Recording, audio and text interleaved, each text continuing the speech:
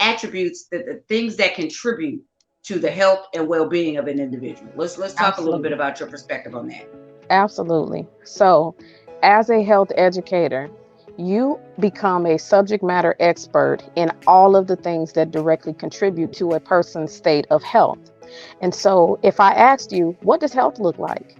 The average person would look at your physical appearance, your height, your weight, what's your BMI, and so on and so forth, and say, oh, well, they look pretty healthy.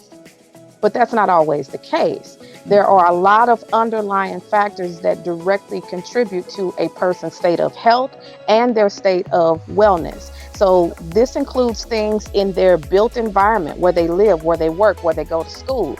This includes relationships, economic conditions, employment status. So in my time as a student, I've been a career student. My family and friends have talked about me for years. God bless y'all.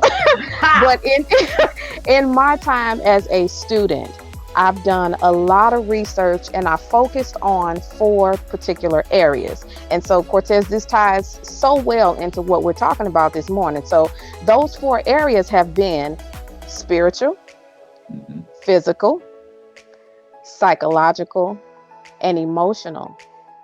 Now, you all heard me say I've been working in finance for over 20 years. You don't think that God had me in that space for a reason? Come on. So after 2020, after the pandemic hit with a vengeance, after it kicked butt, took names, after it tore some folks down, it forced all of us to take a step back. It forced all of us to think differently. It forced all of us to do some self-examination to see what's going on. And so God showed me a 5th element that was just as important as those 4 areas I've been focusing on, if not more than. And that 5th element is finance. Yeah. What does your financial wellness look like? What does your financial health looks like? Let me read an excerpt for you. In 2018, Purdue University did a study. This is quoted. High levels of financial stress manifest through physical symptoms like sleep loss, anxiety, headaches, migraines, compromised immune systems, digestive issues, high blood pressure, muscle tension, heart arrhythmia, depression, and feelings of being overwhelmed. That's just one study. Let's look at a second one. In 2020, the American Psychological Association said money is the top cause of stress in the United States. And that 72% of Americans stressed about money at some point or another in their life.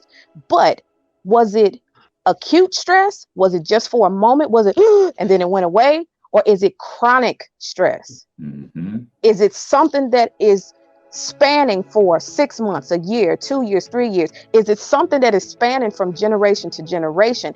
Are you having money problems, and then your kids now, they don't know how to budget, they don't know how to, balance a checkbook? Wow. Think about this.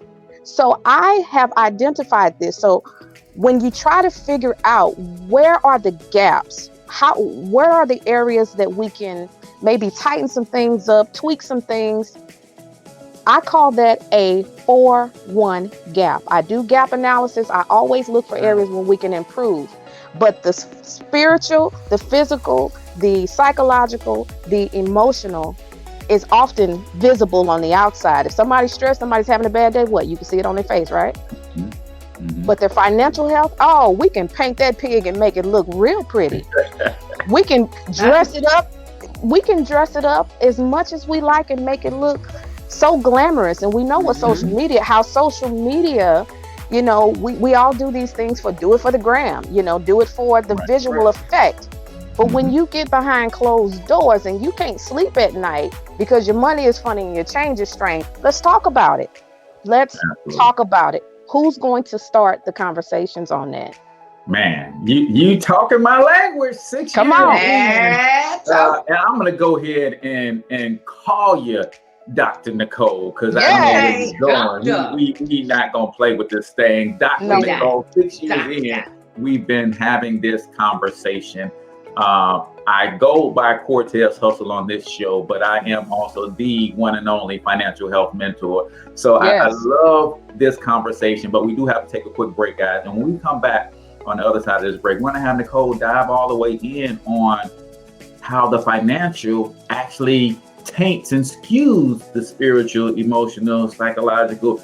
Because like you said, when your change is strange, your belief system is easily off kilter a little bit. Yeah. There you right? go. So we're gonna get all the way in. We ain't letting her off the hook. She got to go all the way in so we can get to where the money resides on the other side of this break.